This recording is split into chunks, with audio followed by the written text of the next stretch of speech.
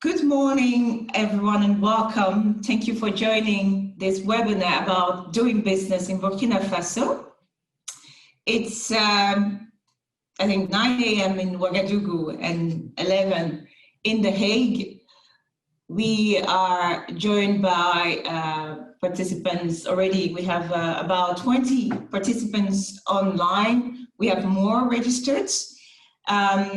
We will start while others are joining.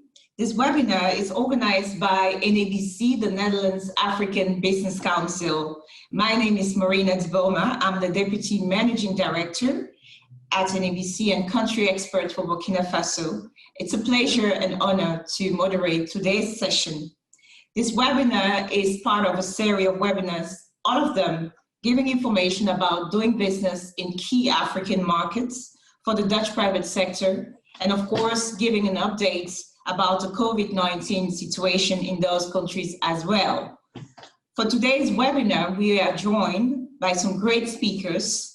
Maarten Rusch, Chargé d'Affaires at the Embassy of the Kingdom of the Netherlands in Burkina Faso. Honoré Kietyeta, Managing Director of the Agence de Financement et de Promotion des Petites et Moyennes Entreprises. AFPPME. Steve Savadogo, Investment Promotion Officer at the Burkina Faso Investment Promotion Agency, ABI. Maren Peters, Sourcing Development Coordinator at Tradin Organic. We are very happy and grateful that you could all join this session and provide us with your expert views. Then before we start, we have a couple of logistical points. As you may have noticed already, the speakers are shown with camera and their microphone that will be on while they speak. And all the videos are off and microphones muted to make sure that there is no background noise or distracting images. If you would like to ask a question, please write your question together with your company name in the Q&A function below on the screen. If you just want to add a remark or comment or write something about yourself or your company and connect with other participants, please do so by writing in the chat function also below. Note that the comments, both with the Q&A in the chat function, are visible to all participants and the speakers. This webinar is recorded and will be made publicly afterwards. If you are experiencing some technical issues, you can contact my colleague Gunnar, who sent you a confirmation email last night. And then now, without further ado, I would like to start the webinar by inviting Maarten Rusch. We agreed to use the first name to address all the speakers. So Maarten Rusch, the Chargé d'Affaires at the Embassy of the Kingdom of the Netherlands in Burkina Faso, welcome. In November 2018, you moved to Ouagadougou to set up the diplomatic representation of the Netherlands in the country. And as of September 2020, this diplomatic office is now officially an embassy.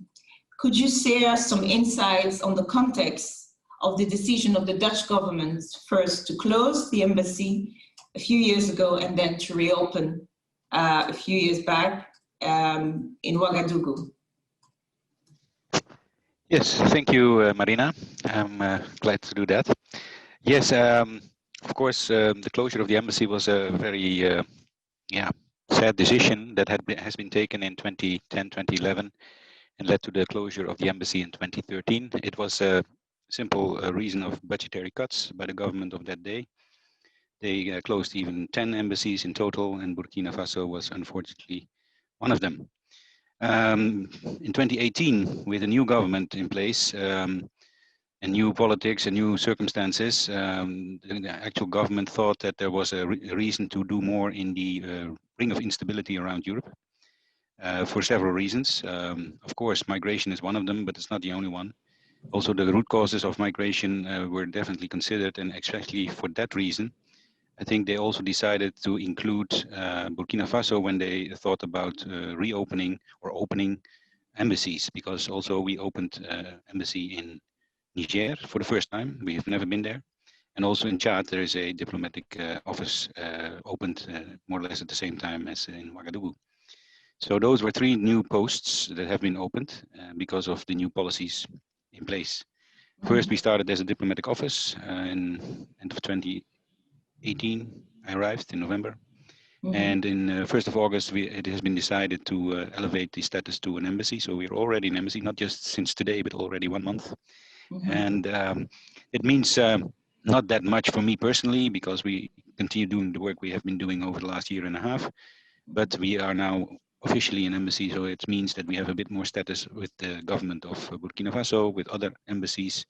They now have to not just say, oh, that's this weird office from the Netherlands. No, we are an embassy. So that means we have a little bit more clout in terms of our negotiation power.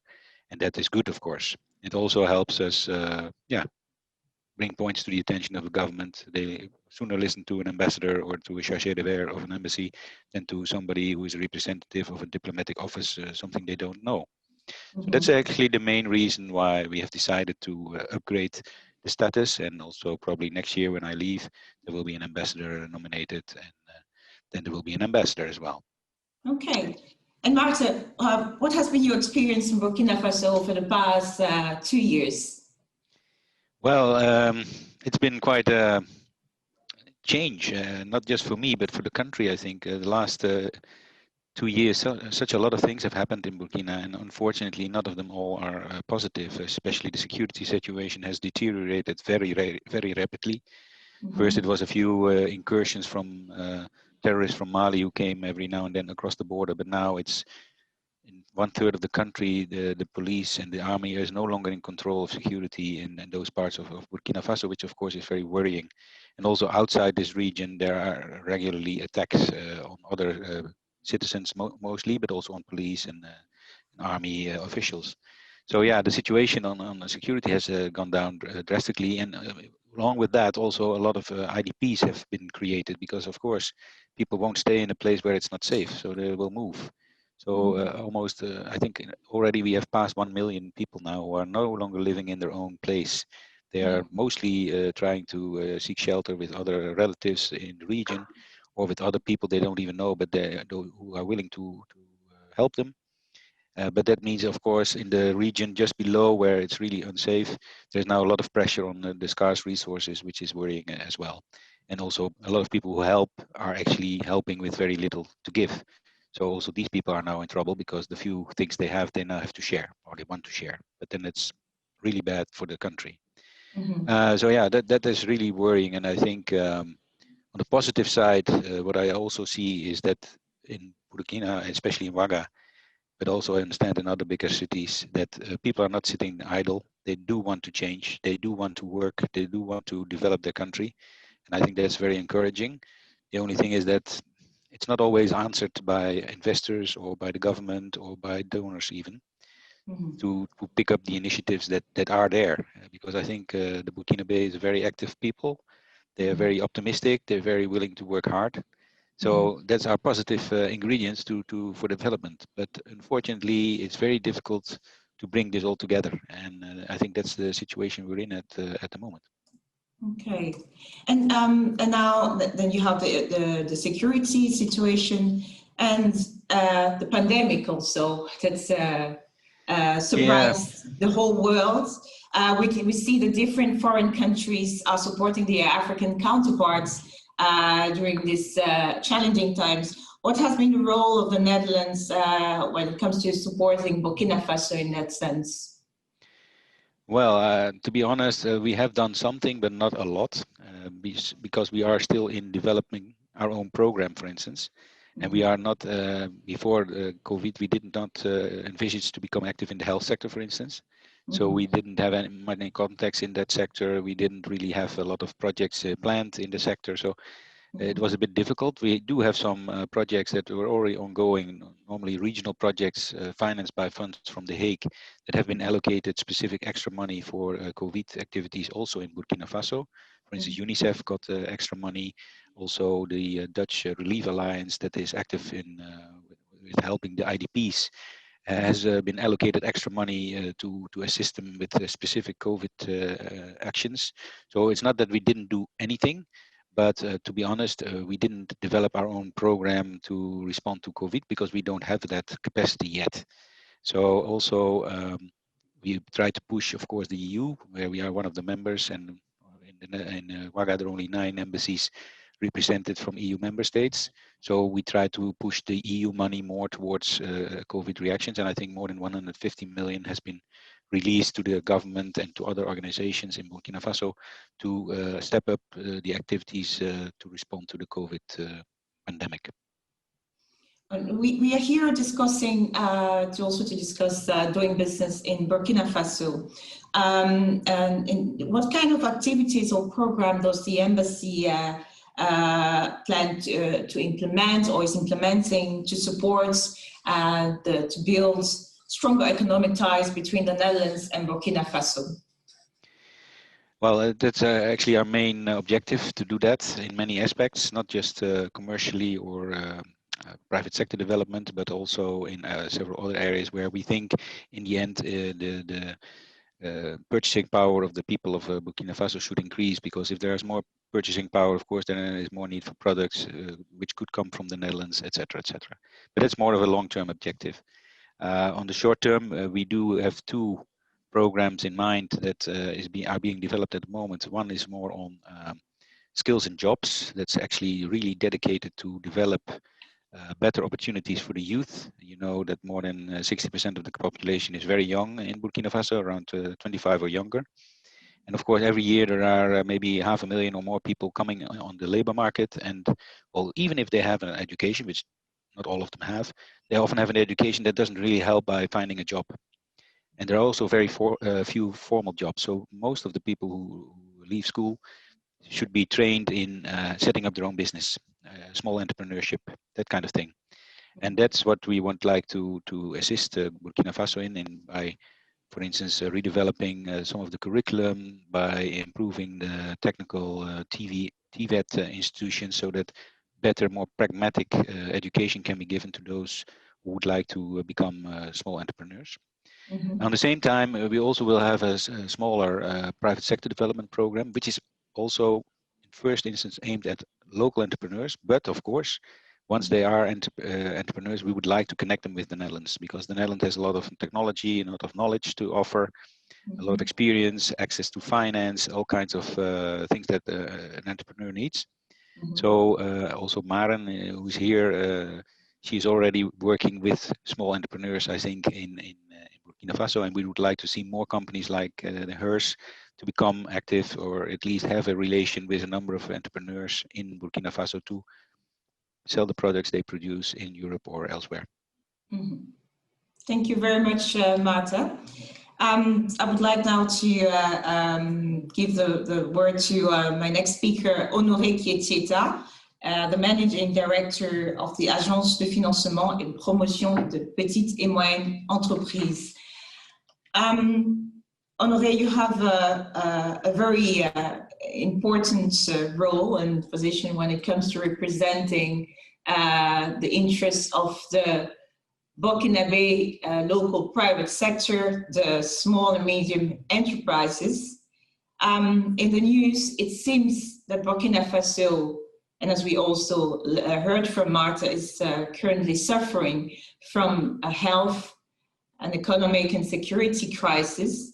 What are your views on the situation the country is currently in, and how is this impacting the Burkinabe private sector? Thank you, Marina. Thank you. First, I would like to thank NABC and also the embassy for hosting this event. The question, the answer of this question is yes, because as of several countries, the pandemic of the coronavirus impacted Burkina Faso. We're trying to master the crisis in the health sector. So we have around 55 persons died for that, and it's a big loss for us. But I think at the operational level, it's well mastered by the government, this health crisis. At the economic side, I can say that we are, you know, there's a recent 10 years, our GDP growth were around 6 to 7%. And now it's expected at 2% for 2020. So that's mean a lot. That's mean that a lot of sectors has been impacted negatively by this pandemic of the coronavirus 19. So, you know, all the decisions made by the government impacted the logistic area. We are very based on the important export trade. So we are a regional exchange volume that is very huge, and you know our population, you know, to deal with the remote orders, remote deals, it's not easy for them. It was not easy for them to import from Asia, from Europe, not going there, but standing in Burkina Faso and order the product. So that's had an impact on our economy. And you know, the sectors of hospitality, the sector of the restaurant, the sectors of non-food products have been impacted by this crisis. And the government has just taken some decision to reinforce the local companies in terms of providing with tax exemption, providing with some subsidies, providing with some loans. It's around 150 million of euros that will be given by the government to fast track the recovery of the economy. And we as the SME agency, we are managing this fund to help the SMEs to recover from this crisis. Thank you, Honoré. And yeah, given the current challenges, we say in challenges there are always also opportunities. What possibilities do you see for private sector partnerships between Burkina Faso and the Netherlands? Yeah, let's say that, yeah, there is some opportunities. I think we saw the resilience of some local companies, especially in pharmaceutical areas. Some SMEs took the leadership, the initiative to produce like hand wash machines to produce some masks with the local textile called Faso d'Anfani. We also produced the solution, alcoholic solution to help government to fight against this pandemic. But one of the lessons that we gather from this crisis is the change of the mindset is in terms of consciousness. We as government and also as the private sector, I think the next step of our development is to try to develop locally some products, some services, as we will see, for example, in Europe, we will see like relocation of some industry. I think we see there is some strategic areas, such strategic segment that we must support joint ventures between locals and foreigners, and also try to see if we can try to develop like semi-finished product locally. Can you be a little bit specific? So when you talk about producing locally and developing joint ventures, could you give some specific examples of sectors of where you see possibilities for partnership between Burkina Faso and Dutch private sector? Yeah, I think the relation between the private sector of both countries have always been friendly. And I think that one of the first area that we can deepen, we can strengthen is the food transformation, the food processing area. Because I think from now, as Maren said, they are working on the mangoes, dried mangoes area. I think there's a lot of areas that we can also develop between the above countries. I think there is also in livestock a lot of opportunities to develop there. And in terms of equipment, the micro equipment for the processing by the SMEs, I think there is a challenge, but if we took the problem at this point now, that providing that local SMEs want to get involved in the processing value chain, not only for production, but they want to move into the processing. I think we need to be supplied by small equipment for processing. This is a challenge because a lot of countries come here, a lot of suppliers, a lot of makers produce some equipment, but they are not well suited for the small processing. It's big units.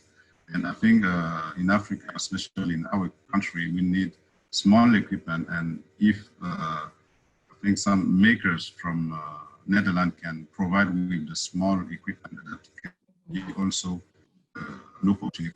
One of the area, I think the Chargé d'Affaires of the embassy can also confirm that is we are now turning more on the socially area. So that's mean a lot of tenders from the government for the energy sector, for the water, for the sanitation, and also for energy. We just got almost 450 million from the United States, the compact program that will help to boost the access to energy, the production and the distribution. And this is something that I think Netherlands has the competencies and experience in. And you know, in terms of joint venture, I think there is a lot of incentive that will encourage them to partner with the Burkina Faso country. Thank you, Honoré. We have a representative of private sector online who have joined this session. I'm sure you're going to have more questions coming up. I would like now to turn to Steve Savadogo, Investment Promotion Officer at the Burkina Faso Investment Promotion Agency. Steve, we spoke about the current situation in the country. We listened to Honoré from the private sector perspective. We can't talk about private sector developments without addressing the investment question. Given the current instability in the country and wider in the Sahel region, I can imagine it's not easy for you to convince investors to come to Burkina Faso and invest their money there. What are you currently doing as ABI to attract international investors? So thank you, Marina, for giving me the floor. So as you know, the global health context is a big break on FDI this year. So in order to remove these constraints on investment, ABI has drawn up a situation report on the revival of post-COVID investment.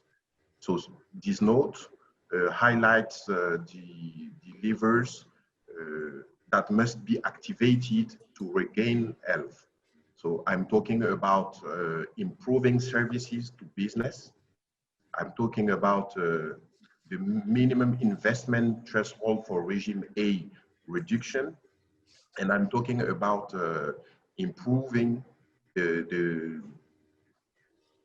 business climate. So this recommendation include, among others, the extension of reduction of tax measure, the establishment of a guarantee fund and investment banks, and the mobilization and securing of the lands. So as you know, in my country, the access to the lands is it's a big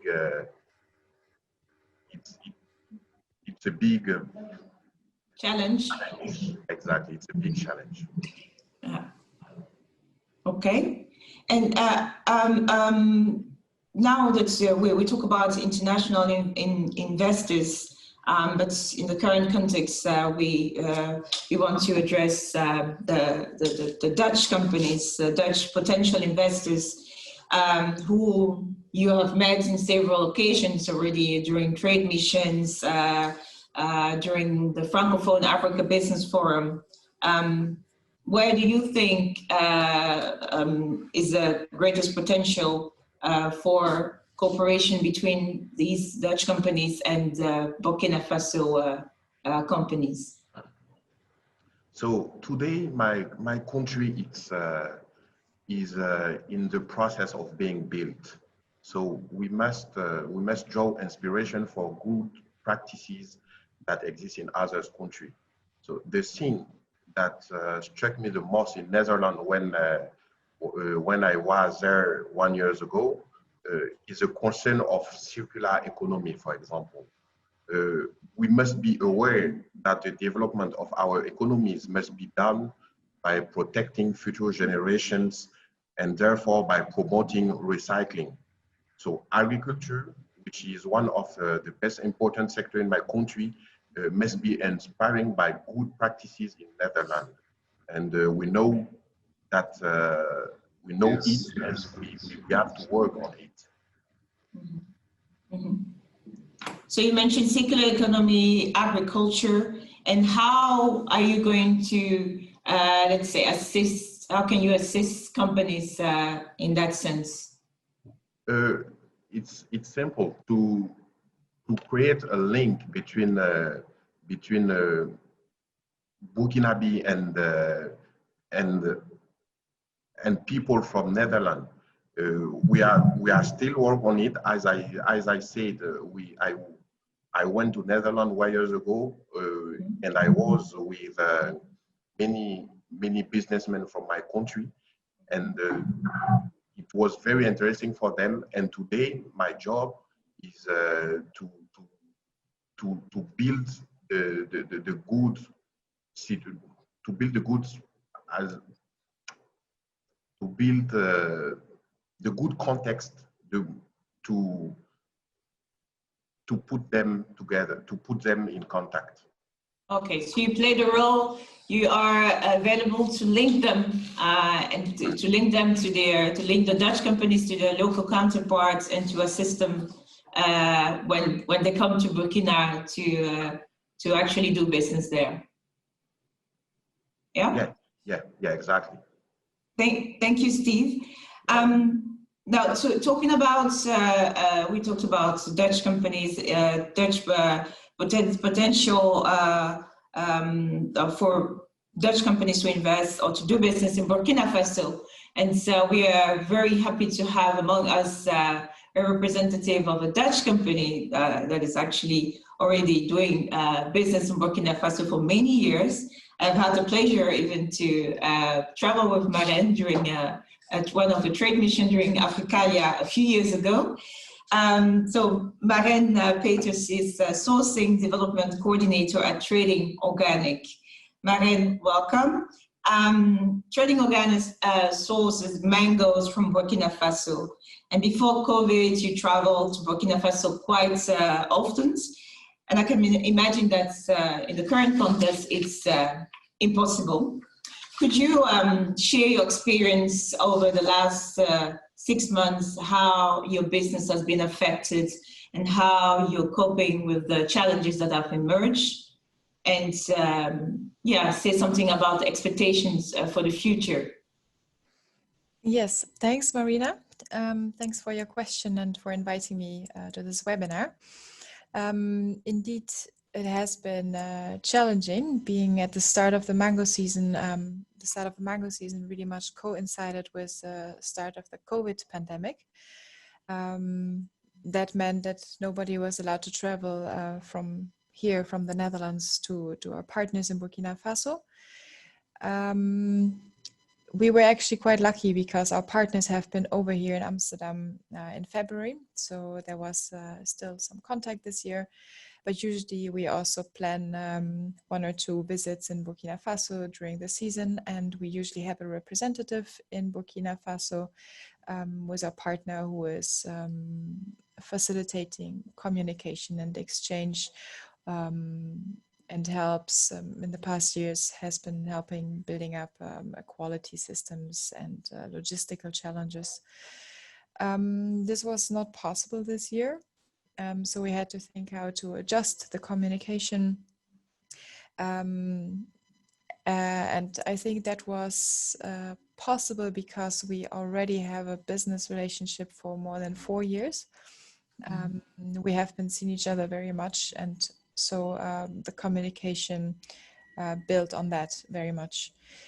We had regular calls and checked in on each other what has to be adjusted and where help was needed.